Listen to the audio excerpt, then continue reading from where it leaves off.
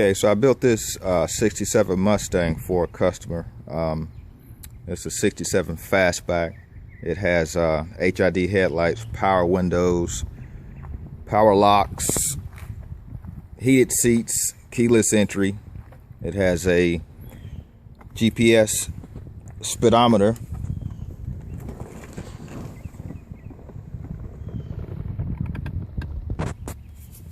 That's for you, the heated seats. A whole lot of features that the newer cars have is in this car. It is an air-conditioned car from the factory. So I don't know if you can see the suede headliner. That was a piece that I stitched on my sewing machine myself. It has Shelby Racing wheels on it. 17 by 9 in the rear and 17 by 8 up front. It barely clears, just a little, but it does clear. It drives good.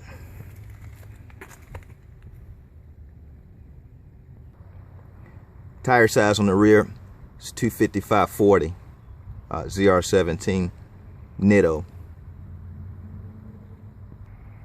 The trunk is finished out, complete with the carpet kit. I fabricated these the gas struts, the bracket. They work pretty well. And I needed to do that because it has an electric trunk release. If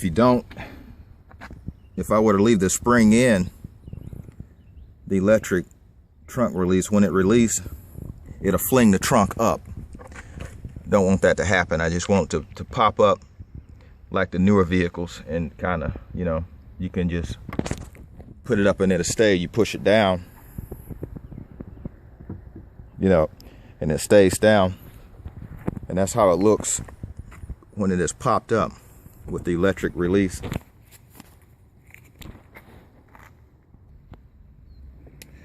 So it does have power windows.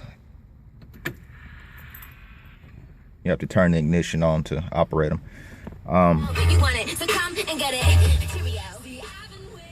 And this is the switch for it.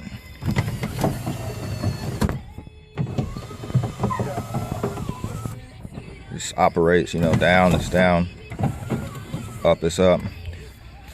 We didn't use what they call the deluxe mirror, which has the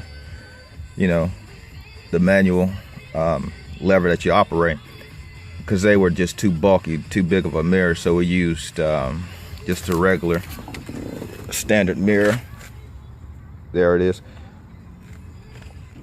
So I believe they manufacture a cover for that. We'll get that cover and put it there.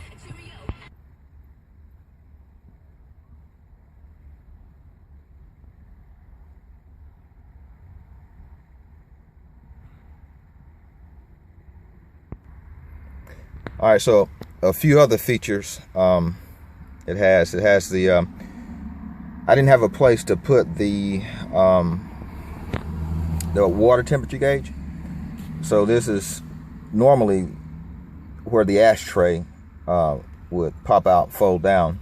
I fabricated a gauge pot for it, so that works pretty good. It's not the ideal location, but again, we didn't have a space to put it up on the gauge panel, the gauge cluster. So we chose to put it down there, and it definitely needs a temperature gauge. It's got a 390 in it that's built, so don't want it to overheat and you not know that is overheating. The customer wanted a engine start button. I guess you didn't want to turn the key, so you just press it. I mean, you have to turn it, the ignition on, and then, you know, press the button. Starts up.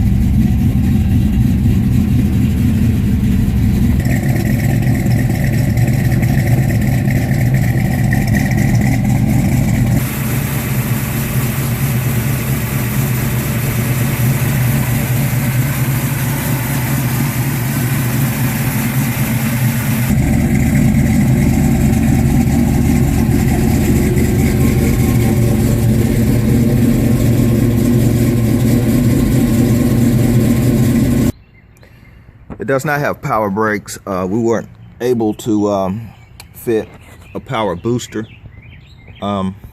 because you can see how close the regular just a manual master cylinder is, and we used a Willwood master.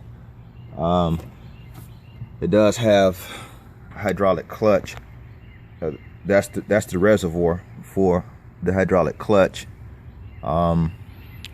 It has the TCI independent front suspension, so you don't have any shock towers. We're able to get rid of those. That helps out a lot when you have an engine, you know, that's a big block in a small car like this. So that's how we were able to fit most of the stuff under the hood and not have to worry about, you know, a problem with space. It's a custom washer reservoir that I fabricated for it. The ones from the factory were either you had a choice of like a plastic bag, which is just not so, you know, pleasing to the eye, and you have one it's like a plastic, like a hard plastic, you know, which is shaped like that, which really plastic under the hood really didn't look so well. So I took the plastic, the hard plastic reservoir, and took the pattern and fabricated an aluminum and welded it up and you know, finished it out. And you can see under the hood it's also, you know, finished just like the rest of the car. It was completely disassembled, you know, and rebuilt from the ground up. The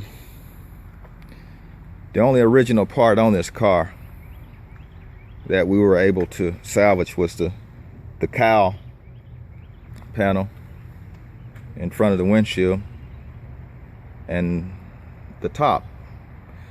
Now the top had severe like hail damage because this car was sitting out under a tree for God knows, you know, how many years. So you know, that's what happens when you let them sit out. These are a few of the photos of its condition. That's the condition that, you know, it was bought in. This photo here is with the firewall floor, the front fender aprons, and most of that sheet metal removed. And still I had to remove a lot more of the sheet metal and dolly with a hammer and dolly the flanges and the seams where it was butt welded together back straight before I could go back with the sheet metal. That's a shot of the interior, how the condition it was in.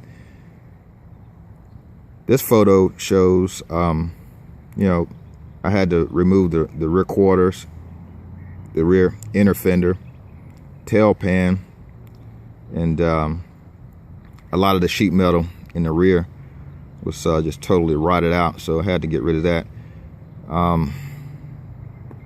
And this photo kind of shows what condition the front clip was in, you know, the aprons. Shock towers had holes cut in them, you know, so I guess the previous owner could access the spark plugs and whatever else. So this was, I think this was an original big block car, so I bet it was pretty tight trying to, you know, change the plug. So I don't blame him for cutting holes in the shock towers, which That's why we removed the shock towers, so we wouldn't have to fight the shock towers.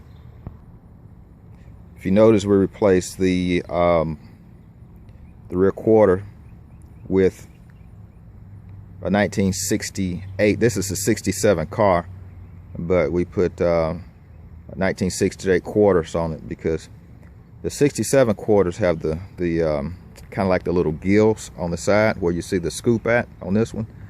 The 67 will have the gills there, so the customer did not want the gills. So we put 68 quarters, which they just have the just like it's not the scoop there, but the spot that the scoop is sitting in, that's all it has, but it's totally closed up. It don't have the gills, so, or the fins, or whatever you want to call it. So my customer just pulled up. There he is walking around his ride. He know he's got a pretty sweet ride, you know. Hi, how are you? Good.